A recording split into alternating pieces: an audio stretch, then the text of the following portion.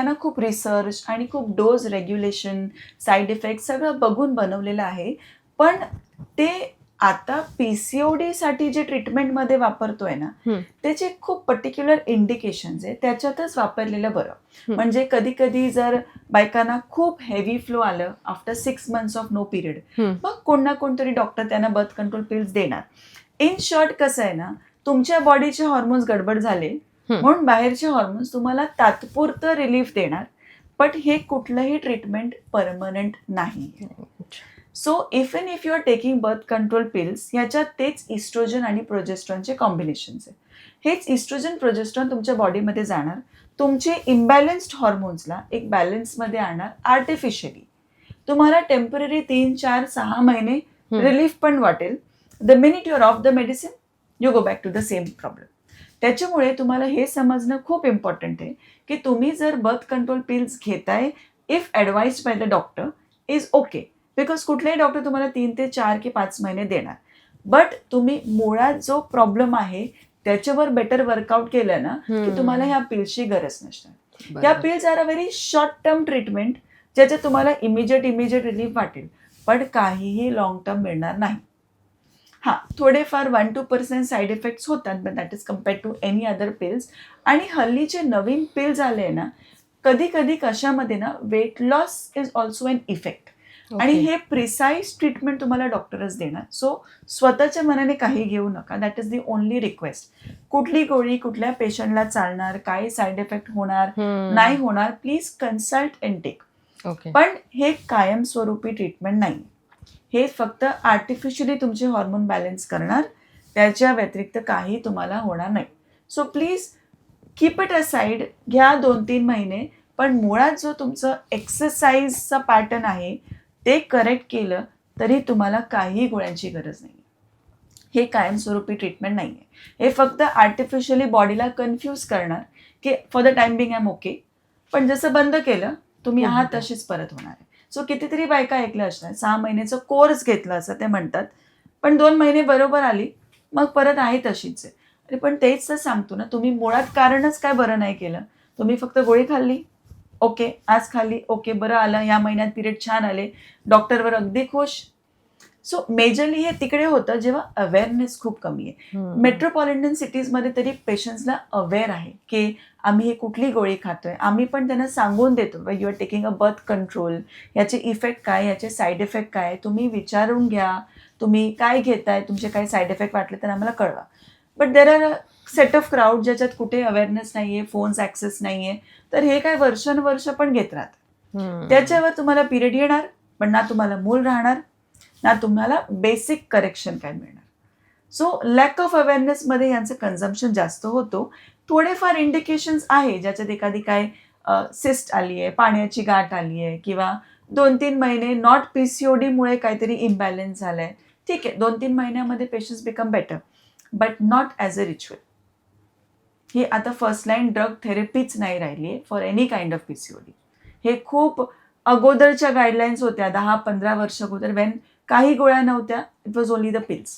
आता दिस is the last resort जे आम्ही देतो. नवीन गाईडलाईन्समध्ये ओरल पिल्स कोणीही देत नाही, नॉट एट ऑल. लग्नानंतर PCOD बरं होतं असं म्हणतात, कितपत याच्यामध्ये? अजिबात नाही. दिस इज प्युअर मिथ. हे काही कोणाचं ऐकू नका. लग्नाच्या नंतर, लग्नाच्या अगोदर काही होणार नाही. याच्यात ओव्हरीजला सॅडली कळतच नाही की तुमचं लग्न होत आहे की तुमचं लग्न झालंय. ओव्हरीज आहे ते तसेच राहणार आहे.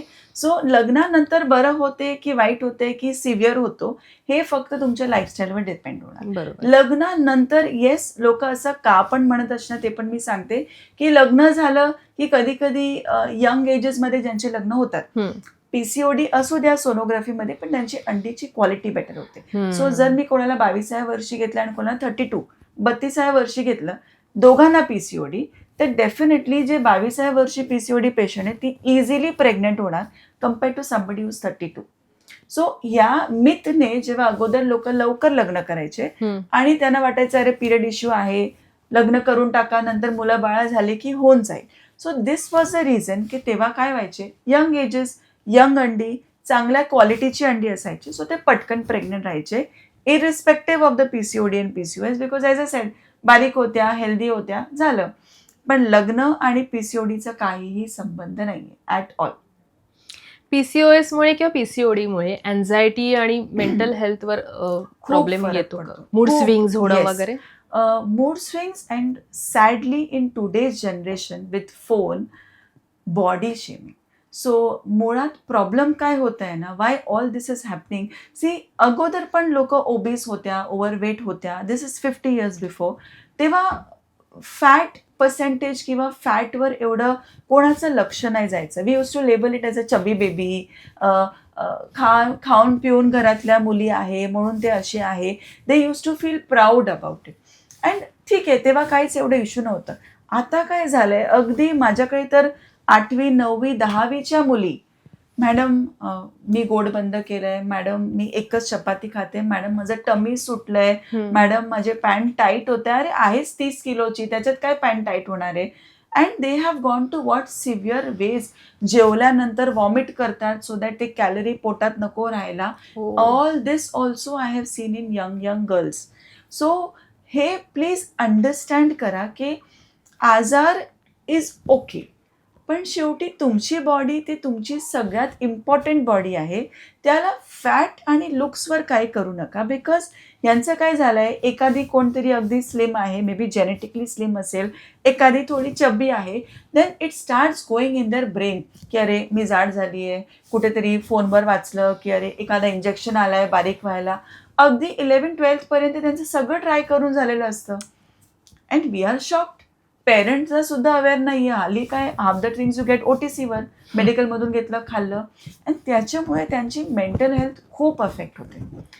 स्पेशली आय थिंक कॅटेगरी जे 10 ते 18 वर्षापर्यंत. त्याच्यानंतर ते एवढे बिझी होऊन जातात की they have no time to think about it. But still anxiety, depression आणि पीसीओडी. शेवटी कसं ना, पीसीओडीचा 90% फॅक्टर कम्स टू ओव्हरवेट. आणि ओव्हरवेटमुळे ना ह्या पेशंट्सना सतत ते बाहेर पब्लिकली जात नाही, मैत्रिणी बरोबर बसत नाही, बिकॉज त्या बारीक आहे, आम्ही जाड आहोत, मग कोणतरी आम्हाला चिडवून जाणार. अभ्यासाकडे दुर्लक्ष होतं. All the time they just keep thinking how to lose weight, how to lose weight. याच्यामुळे त्यांचे हॉर्मोन अजूनही इम्बॅलन्स होतात. ते कदाचित पीसीओडीमुळे नसेल, पण अदरवाईज होऊन जातात. आणि देन यंग गर्ल्सला डिप्रेशन, अँझायटी, छान फर्स्ट रँक येणाऱ्या मुली अगदी फेल होऊन जातात बिकॉज ऑफ दिस. सो हे यंग एजेसना समजणं इज व्हेरी इम्पॉर्टंट की पीसीओडी असू द्या की पीसीओडी असू द्या और वॉट एव्हर बी दी आजार, तुम्ही स्वतः काही निर्णय घेऊ नका until you don't meet the expert. कोणी एक्सपर्ट असेल. तुम्हाला वाटेल की माझं वेट जास्त आहे, go and meet a physician. तुम्हाला वाटेल मला काय पीसीओडी आहे का, मी डॉक्टरांना विचारतो. अंटिल अनलेस तुम्ही कोणाला भेटणार नाही, तुम्हाला कसं तुमच्या मनाचे डाऊट्स क्लिअर होणार. आणि phones will give you the extreme. Suppose for example मी फोनवर टाकलं, मला लेफ्ट साइडेड चेस्ट पेन होत आहे, जे कदाचित मस्क्युलर पेन असेल, but the first thing I will get is a heart attack. Simple logic. So तुम्ही जर काही लिहिलं की माझं पोट सुटतंय किंवा डिस्टेन्शन होत आहे, it will give you ovarian cancer, it will give you uterine cancer, it will give you bowel cancer, and everything जे wrong नाहीये but rarest of the rarest आहे. सो हे प्लीज तुम्ही अंडरस्टँड करा की it is not about body और mental health, it is about your overall health. तुम्ही physically fit व्हा, तुम्ही मेंटली फिट व्हा, हेच तर आपली इच्छा आहे. त्याच्याचमुळे डॉक्टर बसले आणि हल्ली access to doctor is not difficult. तुम्ही ऑनलाईन कन्सल्ट करू शकता, तुम्ही वेगवेगळ्या साईट्स आहे, इन पर्सन जाऊ शकता. त्याच्यासाठी प्लीज मेंटली काही अफेक्ट करून घेऊ नका, because 90% of girls 10 to 18 years have depression. Some or the other way. म्हणजे मैत्रिणीबरोबर भांडली, डिप्रेशन झालं. पेरेंट्सने ओरडलं, डिप्रेशन झालं. अरे काय ओरडलं depression? Because access to wrong things have become more. फोनवर वाचणं जास्त झालंय, जे already not very right knowledge आहे. असं नाही म्हणणार रॉंग नॉलेज देतोय, but not right for their age. कदाचित ते नसेल ना, तर ते आईशी फ्रीली बोलतील, पप्पांशी फ्रीली बोलतील. ते आई वडिलांना कळेल की नाही माझ्या मुलीला काहीतरी होतंय. They will take them to the expert and chapter close. हे तिकडेच फिरत राहतात. आणि वर्किंग पेरेंट्समुळे सिंगल चाइल्ड, घरी एकटे. So that cycle continues. So बरोबर. पीसीओडी पीसीओएस येस ते ओव्हरवेटमुळे होणार, पण अदरवाईज तर हल्ली मेंटल इश्यूज तर खूपच झाल्या या मुलींमध्ये, and we as parents only have to find a solution. याच पॉडकास्टचा एक शेवटचा आणि महत्वाचा प्रश्न म्हणजे पीसीओएस पीसीओडीमुळे बाळ होण्यासाठी काही प्रॉब्लेम येईल का, म्हणजे फर्टिलिटीवर त्याचा परिणाम होईल का? येस, पीसीओडी पीसीओएसच्या फर्टिलिटी दृष्टिकोनाने it is very very important, because हल्ली 2 कारणामुळे हे जास्त वाढलंय. एक तर लेट मॅरेजेस, दुसरी लाईफस्टाईल.